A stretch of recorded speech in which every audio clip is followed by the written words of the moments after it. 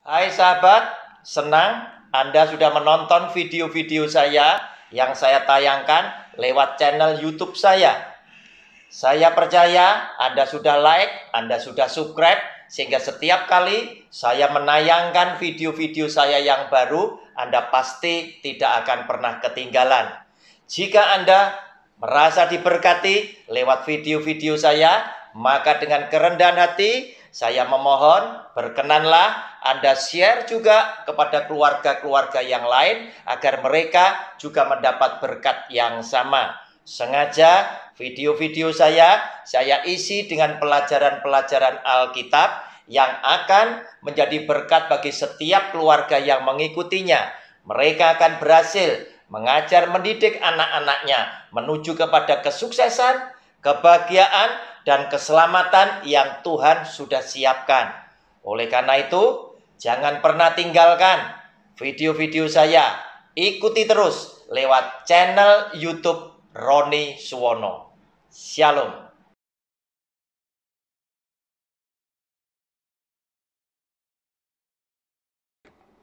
Shalom. Jumpa kembali dengan channel pribadi saya lewat program Sabar. Selidiki Alkitab bersama Roni Suwono. Saudara, kita melanjutkan pelajaran Alkitab berseri kita dengan judul besar Orang Kristen Harus Tahu. Kita memasuki video yang ke-19. Judul yang saya akan cermati adalah Beda Menghakimi dan Membicarakan. Bapak Ibu yang dikasihi oleh Tuhan, persiapkan alat tulisnya, persiapkan juga Alkitabnya. Saya mau bacakan 2 ayat dari bacaan yang berbeda. Kita bahas lebih dulu ayat yang pertama yang saya ambil dari Matius pasal yang ke-7. Ayatnya yang pertama sampai dengan yang ke-5. Judulnya adalah Hal Menghakimi. Jangan kamu menghakimi supaya kamu tidak dihakimi.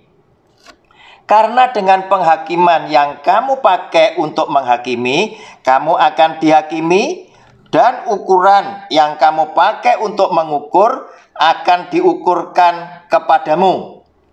Mengapakah engkau melihat selumbar di mata saudaramu, sedangkan balok di dalam matamu tidak engkau ketahui? Bagaimanakah engkau dapat berkata kepada saudaramu, biarlah aku mengeluarkan selumbar itu dari matamu, padahal ada balok di dalam matamu? Hai orang munafik, keluarkanlah dahulu balok dari matamu, maka engkau akan melihat dengan jelas untuk mengeluarkan selumbar itu dari mata saudaramu. Saudara, jelas nasihat firman Tuhan. Tuhan Yesus ingin saudara dan saya tidak melakukan saling menghakimi, karena dengan penghakiman itu tadi engkau juga akan dihakimi oleh sesamamu. Apa yang engkau ukurkan akan diukurkan kepadamu. Kenapa? Tuhan ingin setiap kita menyadari bahwa semua manusia telah kehilangan kemuliaan Allah. Artinya, semua di antara kita adalah orang yang berdosa. Tetapi firman Tuhan ini berbicara tentang hal yang sulit. Bicara tentang penghakiman adalah bicara tentang hal yang sulit. Gara-gara ada banyak orang Kristen yang menyimpulkan arti menghakimi dengan arti yang salah. Satu misal, ada seseorang yang kemudian menyuarakan dengan lantang, menegur seseorang yang telah menyampaikan sesuatu pandangannya, ajarannya yang tidak sesuai dengan Alkitab kita sebagai kitab suci ini. Kemudian tidak semua orang mencocokkan apa yang dikatakan oleh orang tersebut sesuai dengan Alkitab. Mereka langsung berteriak, jangan menghakimi, sehingga ada begitu banyak orang berkesimpulan membicarakan seseorang itu masuk dalam ranah menghakimi. Jelas ini tidak alkitabiah, jelas ini salah. Kenapa? Karena orang tersebut sedang ingin mengingatkan, sedang ingin memberikan teguran bahwa apa yang kau katakan, engkau ajarkan itu salah karena tidak sesuai Alkitab. Tetapi apa yang dia lakukan, dia sampaikan telah memberikan respon macam-macam di masyarakat orang Kristen. Ada yang membela, ada yang protes. Yang protes salah satunya berkata, jangan menghakimi, jangan menjamah orang yang diurapi Allah, dan lain sebagainya. Saudara, untuk membuat kita jelas, mari lewat judul video yang ke-19 ini kita belajar beda menghakimi dan membicarakan. Saudara, yang dimaksud menghakimi adalah seseorang dengan pendapatnya punya kecenderungan memastikan bahwa kamu berbuat salah, punya kecenderungan menyalahkan, punya kecenderungan memvonis, sehingga peristiwa ini terjadi karena memang kamu salah. Nah, saudara, padahal orang tersebut tidak pernah tahu peristiwa yang sesungguhnya. Saya mengangkat contoh peristiwa yang dialami oleh Yusuf, sehingga Yusuf harus masuk ke penjara. Pada waktu itu pastilah semua orang berkata, Yusuf ini adalah pemuda yang tidak sopan, pemuda yang kurang ajar, atau budak yang tidak bisa diberi penghormatan, diberi keuntungan. Sebagai budak yang sudah dipercaya ternyata apa? Bertindak yang tidak sopan kepada istri Potifar sebagai bos yang percaya kepada dia. Jika hal itu dipotong separuh dari ceritanya, padahal mereka yang berkomentar atau berpendapat hanya mendengar dari sisi istrinya Potifar yang memfitnah Yusuf, tidak pernah tahu kejadian yang sesungguhnya itu seperti apa. Inilah yang disebut sesungguhnya menghakimi. Nah, saudara, ada satu peristiwa yang luar biasa yang terjadi di Indonesia ini. Seseorang yang sudah tua, seorang ibu, kedapatan dia mencuri barang tanaman atau buah milik sebuah PT perkebunan. Oleh karena dia mencuri, maka oleh PT tersebut dia dilaporkan, masuklah kasusnya ibu ini ke sebuah persidangan. Saudara, pada waktu vonis dibacakan, hakim ini adalah hakim yang luar biasa bersama jaksa, panitera, dan lain sebagainya. Begitu hebat, begitu bijaksana memberikan keputusan. Mereka mengamati, mereka menyelidiki dari semua keadaan ibu ini. Ternyata didapati bahwa seorang ibu ini adalah ibu yang sangat miskin, sehingga dia untuk memelihara cucunya, dia harus mencuri buah atau hasil dari perkebunan tersebut sehari-hari hanya untuk supaya mereka bisa makan. Nah, saudara, tetapi atas perbuatan tersebut, hakim yang bijaksana ini tetap harus memberikan keputusan. Dan pada saat vonis dibacakan, hakim ini membacakan bahwa karena ibu ini bersalah, ibu ini telah mencuri, maka ibu ini harus didenda 1 juta rupiah. Jika tidak bisa, harus diganti dengan kurungan badan. Otomatis, saudara, ibu ini sangat kaget dengan vonis yang begitu berat menurut dia. Dari mana uang 1 juta? Dia untuk makan sehari-hari, dia menghadapi kesulitan. Sekarang dia menghadapi denda 1 juta. Jika tidak, dia harus masuk ke dalam penjara. Ibu ini menangis terseduh-seduh. Tetapi di tengah-tengah isak tangis ibu ini, hakim yang hebat, yang bijaksana ini berdiri. dia melepaskan toganya dan dia berkata, Bapak Ibu, hadirin semuanya yang ada di sini, kita semua yang ada di dalam ruangan yang sama adalah orang yang ikut andil di dalam kesalahan ini. Kenapa? Kita yang diberkati dengan berkat yang cukup, ternyata kita adalah orang yang tidak pernah mempedulikan ada orang lain yang tidak bisa makan, dia terlantar hingga dia melakukan pencurian untuk menghidupi dia bersama cucunya sehari-hari. Untuk itu, atas sanksi yang sudah diputuskan, saya sebagai hakim, saya juga berempati, saya juga merasa bersalah. Untuk itu, saya memasukkan uang denda 1 juta ke toga ini dan saya edarkan. Siapa yang mau turut menyumbang untuk denda ini tadi?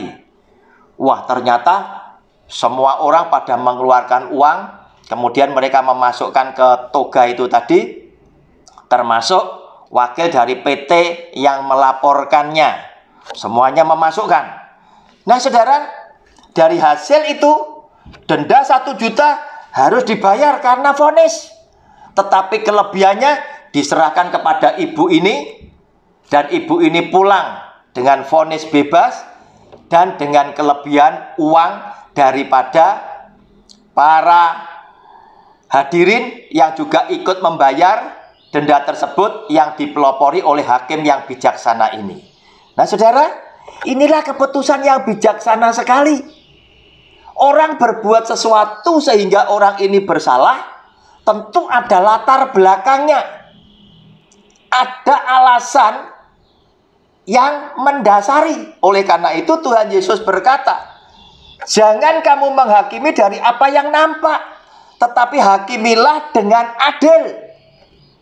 Nah, saudara, demikian pula ketika perempuan yang kedapatan berzina itu harus dibawa, ditangkap dan dibawa di hadapan Tuhan Yesus, maka semua orang yang merasa suci hidupnya bertanya kepada Tuhan Yesus, Guru, Taurat Musa mengatakan bahwa orang yang kedapatan berzina harus dilempari batu sampai mati. Nah, bagaimana dengan orang ini? Tuhan Yesus berkata, memang hukum Taurat berkata demikian. Silakan siapa yang merasa hidupnya tidak berdosa, lempar batu yang pertama. Nah, saudara, apa yang terjadi setelah wacana diberikan oleh Tuhan Yesus di dalam bentuk pertanyaan? Semua orang mengkoreksi akan hidupnya dan mereka mendapati bahwa dirinya memang juga adalah orang yang berdosa itu. Maka mereka meninggalkan perempuan itu dengan perasaan yang malu bahwa sesungguhnya mereka juga adalah orang-orang yang berdosa. Nah, saudara, sekarang kita mau lihat perbedaannya dengan orang yang membicarakan. Saudara, Yohanes pasal yang ke-9. Yohanes pasal yang ke-9. Saya bacakan ayat 1 sampai dengan ayat yang ketiga. Judulnya orang yang buta sejak lahirnya. Waktu Yesus sedang lewat, ia melihat seorang yang buta sejak lahirnya. Murid-muridnya bertanya kepadanya, Rabi, siapakah yang berbuat dosa, orang ini sendiri atau orang tuanya, sehingga ia dilahirkan buta? Jawab Yesus, bukan dia dan bukan juga orang tuanya, tetapi karena pekerjaan-pekerjaan Allah harus dinyatakan di dalam dia. Saudara, para murid bukan sedang dalam ranah menghakimi. Para murid itu membicarakan, menanyakan, Guru, siapa yang salah? Apakah orang yang lahir sejak kecil buta atau kedua orang tuanya? Dan Tuhan Yesus memberikan jawaban, tidak ada yang salah. Bukan orang ini, bukan kedua orang tuanya. Tetapi lewat hidup orang ini harus dinyatakan pekerjaan-pekerjaan Allah di dalam hidupnya. Lewat orang ini, nama Tuhan di surga akan dimuliakan. Saudara, para murid bukan sedang menghakimi, tetapi para murid sedang menanyakan, sedang membicarakan. Kenapa? Karena peristiwanya sudah terjadi. Saudara, menghakimi itu begini. Jika orang-orang ini berkata, ini pasti karma, pasti perbuatan kedua orang tuanya, perbuatan nenek moyangnya yang tidak benar, sehingga punya anak lahirnya cacat. Itu menghakimi. Tetapi para murid tidak demikian. Mereka bertanya guru, siapa yang berdosa? Karena mereka tidak tahu dan mereka ingin mengetahui kebenarannya. Nah, saudara, berarti menghakimi itu punya kecenderungan memastikan. Justru lewat pandangan yang berbeda itu seringkali saya melihat ada tindakan menghakimi yang tidak disadari oleh kelompok orang-orang tertentu. Di pihak orang Kristen ada juga sebagian dalam tanda kutip yang punya pandangan yang berbeda. Mereka berkata lewat pandangannya ini, justru itulah yang saya katakan ini menghakimi. Mereka berkata yang tidak beragama Kristen pasti tidak diselamatkan. Karena mereka berkesimpulan kalau mereka bukan beragama Kristen, otomatis mereka tidak mengenal Tuhan Yesus. Mereka tidak percaya kepada Tuhan Yesus, sehingga mereka pasti masuk neraka. Walaupun mereka punya perbuatan yang sangat baik, yang mungkin orang Kristen tidak mampu lakukan, percuma. Karena mereka tidak mengenal Tuhan Yesus, sehingga mereka pun tidak diselamatkan. Saudara, kata-kata ini, pandangan ini menurut saya itu menghakimi. Kenapa? Karena jelas dikatakan lewat firman Tuhan, jangan kau menghakimi. Penghakiman adalah hakku, kata Tuhan. Kenapa? Karena nanti ketika dia turun dari surga bersama dengan malaikatnya, Matius pasal 25 mulai ayat 31 sampai 46 dikatakan dia akan mengumpulkan seluruh bangsa. Kenapa harus seluruh bangsa? Karena dialah sang pencipta satu-satunya. Dan seluruh bangsa umat manusia adalah ciptaannya dia. Oleh karena itu, oleh dia dikumpulkan untuk dihakimi baik orang hidup maupun orang mati. Akan dihakimi oleh dia karena dialah yang punya hukum dan dia juga satu-satunya hakim yang ditentukan di hari kiamat untuk menentukan orang per orang antara mereka masuk neraka ataupun mereka masuk surga. Hanya nama Yesus. Nah, saudara, ini yang saya katakan, pandangan ini menghakimi. Kenapa? Karena engkau memastikan, padahal soal keselamatan bukan urusan kita. Haknya Tuhan 100%. Kita tidak pernah tahu apa yang akan diputuskan oleh Tuhan. Dan kita mengakui Tuhan adalah Allah yang penuh dengan misteri, yang maha besar, yang kita tidak bisa menjangkau pikirannya dia. Oleh karena itu ada baiknya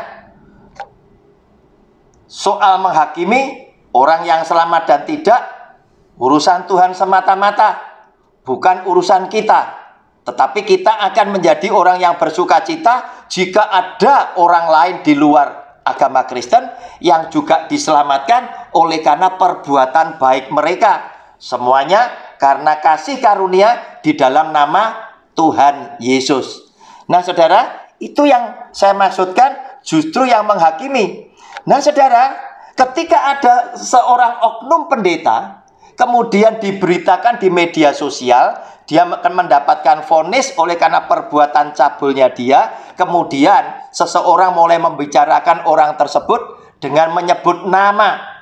Saudara, orang yang sedang membicarakan ini bukan dalam ranah menghakimi. Dia adalah orang yang sedang membicarakan keputusan yang sudah ada. Dia bukan yang menghakimi, dia sedang membicarakan. Namun ada baiknya bijaksana jika Anda tidak membicarakan urusan orang lain. Tetapi jika Anda ingin menyampaikan sebagai pengajaran kepada jemaat, ada baiknya tidak perlu menyebutkan namanya. Toh masyarakat sudah tahu kira-kira yang dimaksud oknum itu siapa.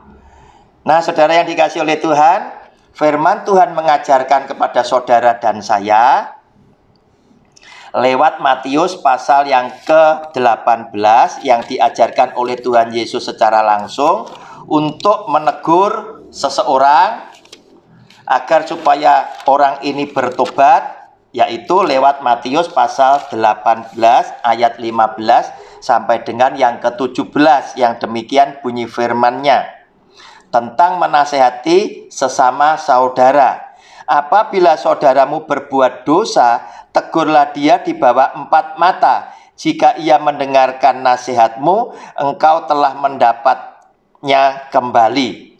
Saudara, kalau ada sesama kita yang kita kasihi kedapatan berbuat dosa, tidak perlu dibicarakan kepada banyak orang. Kita ngajak dia berbicara dengan kasih 4 mata. Kita bisa menasehati, bisa menegur kepada dia. Jika dia bertobat, maka kita telah mendapatkan dia kembali. Kata Alkitab demikian. Ayat 16, jika ia tidak mendengarkan engkau, bawalah seorang atau 2 orang lagi, supaya atas keterangan 2 atau 3 orang saksi perkara itu tidak disangsikan. Kalau dia tetap bebal, Tuhan Yesus mengizinkan kita membawa beberapa saksi, 2-3 orang saksi agar dia menyadari dan minta maaf, minta ampun kepada Tuhan dan dia bertobat. Namun seringkali gara-gara status sosial, gara-gara kedudukan, gengsi ini membuat seseorang itu begitu berat untuk menyatakan bahwa dia itu bersalah. Untuk menyatakan maaf seringkali sulit karena sebuah gengsi. Sehingga seringkali orang membela dirinya mencari pembenaran atas perilaku salah yang dia sudah perbuat. Apa yang dilakukan? Ayat 17 seringkali tidak pernah dibicarakan, tidak pernah diajarkan. Jika ia tidak mau mendengarkan mereka, sampaikanlah soalnya kepada jemaat. Yesus Kristus Tuhan mengizinkan kita membicarakan di hadapan umum agar supaya yang lain jangan ikut-ikutan. Walaupun engkau adalah orang yang terhormat, walaupun engkau adalah pelayan Tuhan, hati-hati, Tuhan tidak menyukai kepada orang yang bebal yang oleh karena kesalahannya dia tidak segera bertobat. Dan jika ia tidak mau juga mendengarkan jemaat, pandanglah dia sebagai seorang yang tidak mengenal Allah atau seorang pemungut cukai. Nah saudara, inilah yang dikatakan oleh Tuhan Yesus. Jangan kita saling menghakimi. Kenapa? Karena kita pun juga adalah orang yang bisa juga kita jatuh di dalam dosa. Karena natur manusia adalah orang yang suka melanggar perintah Allah. Bayangkan, semuanya boleh dimakan, hanya satu yang jangan. Ternyata Adam dan Hawa juga jatuh di dalam dosa. Oleh karena itu, nasihat firman Tuhan di antara saudara dan saya, jangan saling menghakimi karena kita pun bisa jatuh di dalam dosa. Ukuran yang engkau ukurkan kepada seseorang akan diukurkan kepadamu. Tetapi hiduplah saling mengasihi dan saling menjaga agar supaya hidup kita tidak jatuh di dalam dosa sebagai anak-anak Tuhan. Shalom, Tuhan Yesus memberkati. Amin.